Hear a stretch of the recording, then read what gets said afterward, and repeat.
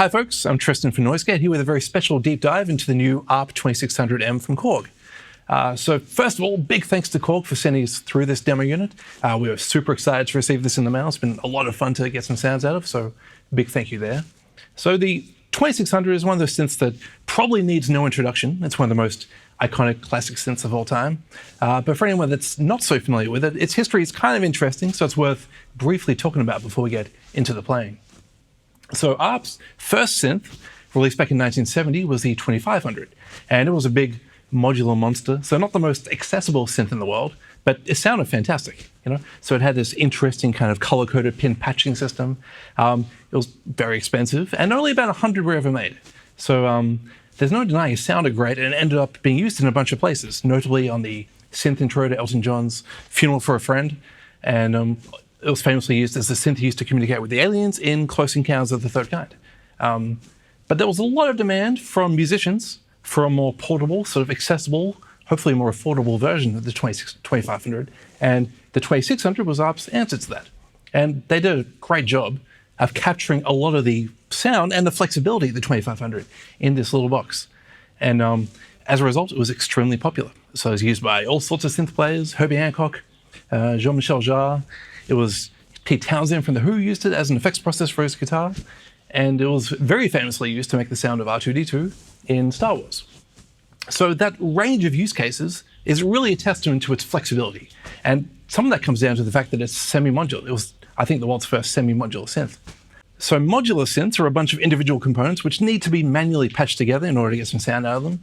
So really the big takeaway is semi-modular synths don't require any patching in order to use them. That's because internally all of these sockets have something pre-wired to them, which is called the normal routing. And the normal routing is written beneath all the patch sockets.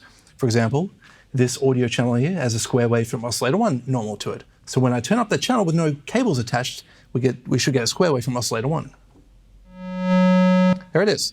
But we can bypass that normal routing by simply connecting a patch cable into a socket with a normal routing. So I'll plug it in, and there's no sound because we've severed that normal routing. Then we can run a different signal into that channel. Let's, for example, take a sawtooth wave from oscillator 1.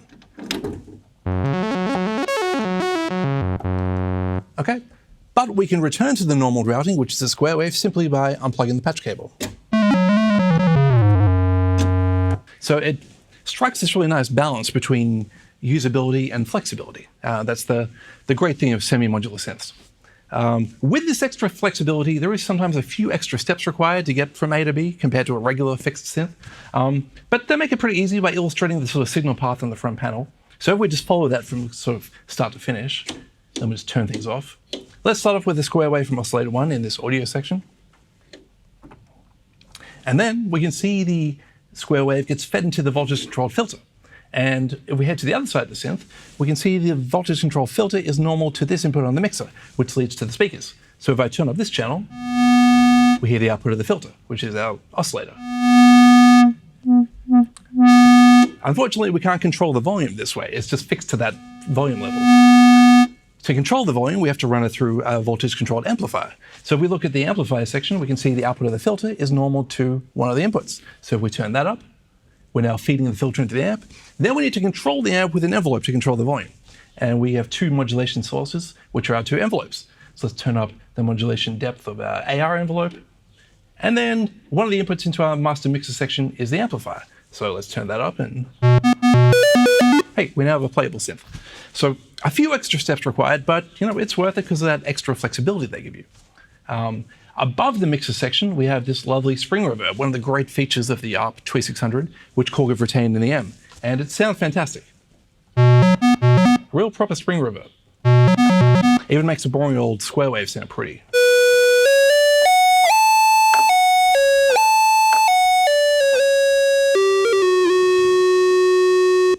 Nice, not too bad.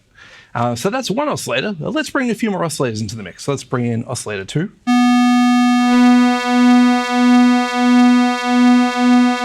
Nice detuned pair of square waves. And let's bring in the sawtooth wave from oscillator 3. And I've got that down an octave. Sounds nice and fat.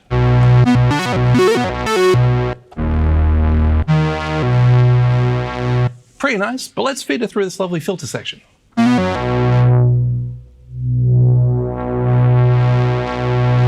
Nice, sounds nice and warm. So we've got two filter models to use. One is a little familiar, a little similar to an old famous ladder filter from the 70s. But it just sounds pretty, makes everything you feed into it sound a bit nicer.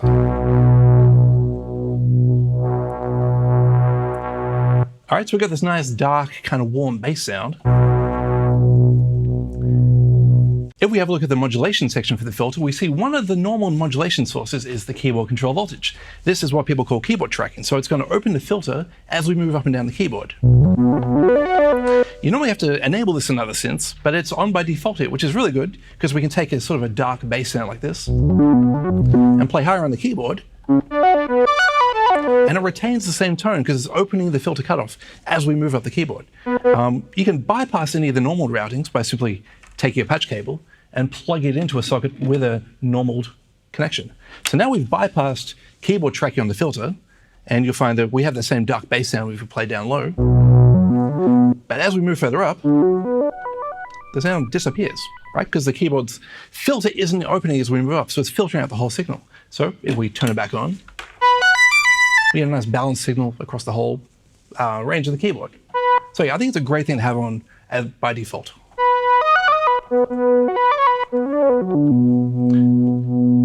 Okay, that's one normal modulation source for the filter. The next one is the ADSR envelope, which is a pretty obvious thing people are going to want to do. So as I turn that up, we should hear the filter kind of opening and closing. Get those classic sort of bass sounds.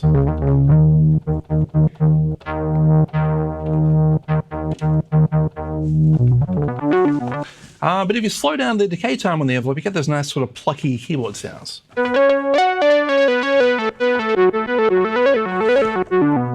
Then if we increase the attack, we get more of a kind of funky sound.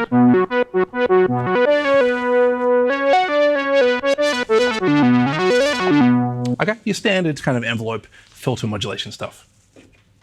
The next normal modulation source is where things get interesting. That's the output of voltage-controlled oscillator 2. So it's taking a sine wave from the second oscillator to modulate the filter.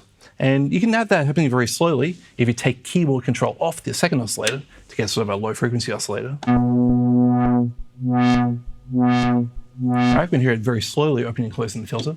But if you turn keyboard control back on, all of a sudden we're doing audio rate modulation of the filter, where it's a very, very different kind of sound.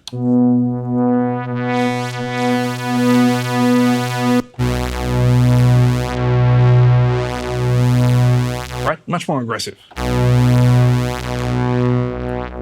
And this can sound pretty hectic if you start bringing up the resonance of the filter.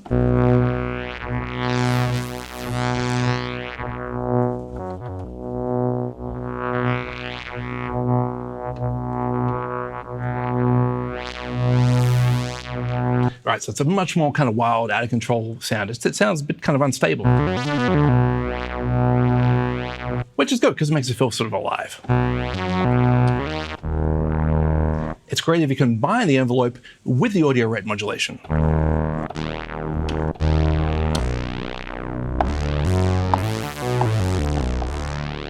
Get those really sludgy, big, fat, rich bass sounds.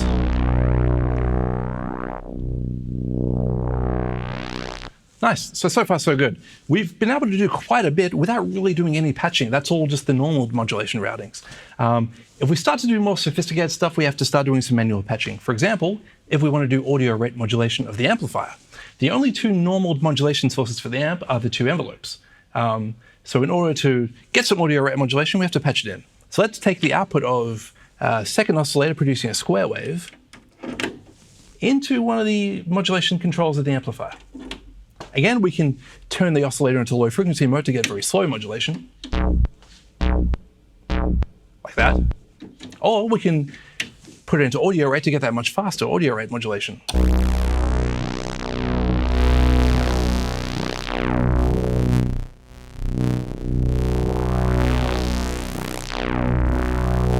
And again, that's a pretty wild sort of fat sound.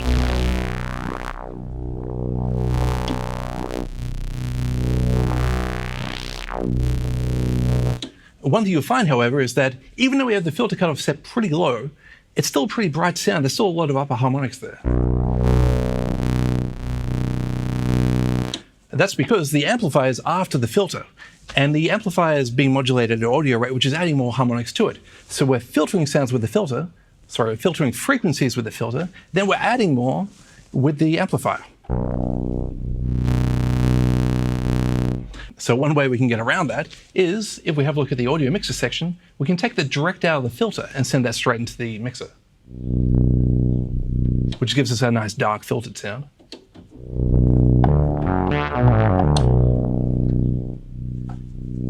And then we can blend in the output of the amplifier with that extra harmonics added.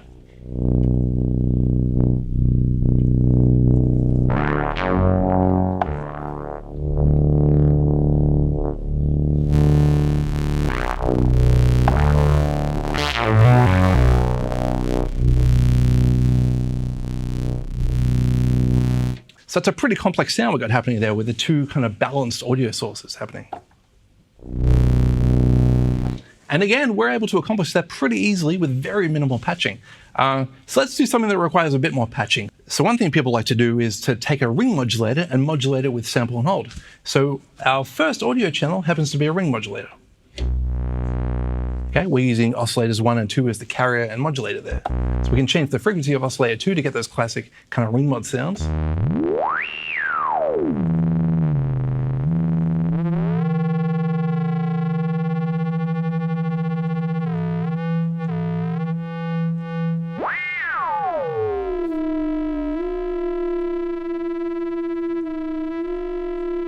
Okay, one of our modulation sources, which is normal for both oscillators, is sample and hold. So we can turn that up to get the classic sample and hold effect.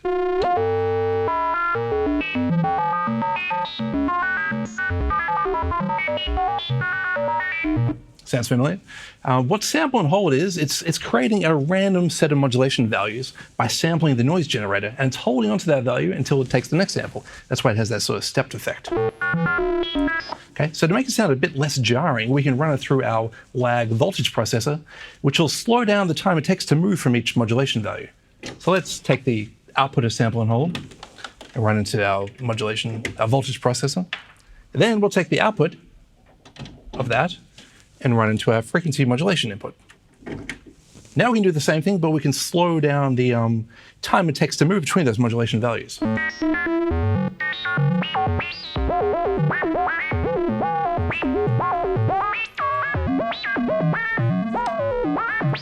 Okay, that's a nice kind of rounded edge to it. Now, it would be cool if we could simultaneously modulate the filter with that sample and hold modulation. However, there's only one output of the lag processor. Fortunately, on the left-hand side, we have this multiple section where we can take one modulation source and send it to multiple destinations.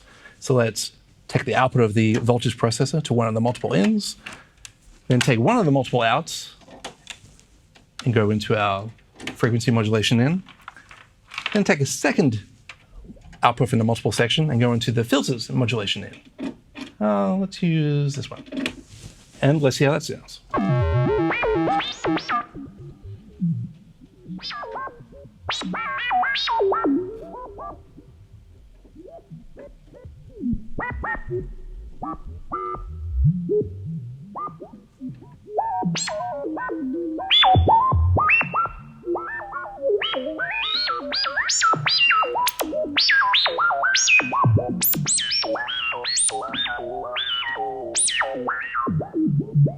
Sounding pretty wild. We can combine that with that audio rate filter modulation.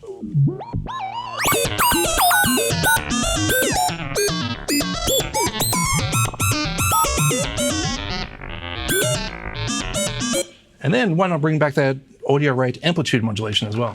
So let's take a square wave out, and again, modulate the amplifier.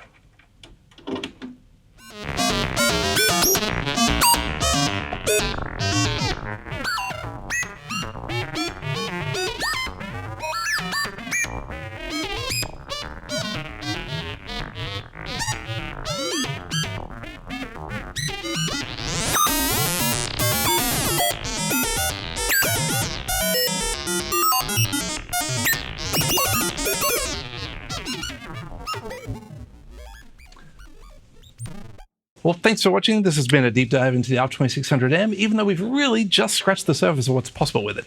So stay tuned for more videos coming soon, and leave any questions or comments down below.